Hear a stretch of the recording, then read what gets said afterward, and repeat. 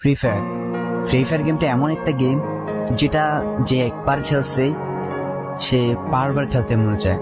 প্রথম প্রথম পারবে না, কিন্তু চেষ্টা করতে করতে যখন পেরে যায় তখন আর ছাড়ে না। আর এই গেমটা যারা একবার খেলছে, যার মনে একবার জায়গা করে নিয়েছে, সে কখনোই এই গেমটা বলতে পারবে না।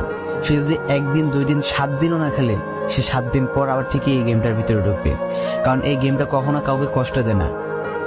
এই গেমটা সবসময় সবাইকে আনন্দ রাখে। এই গেমটাতে আমি অনেক সময় কাটাইছি, আর এটা আমি কখনো ভুলতে পারবো না। এই গেমটা আমার কাছে এমন একটা গেম যেটা কিনা আমি বলে বোঝাতে পারবো না।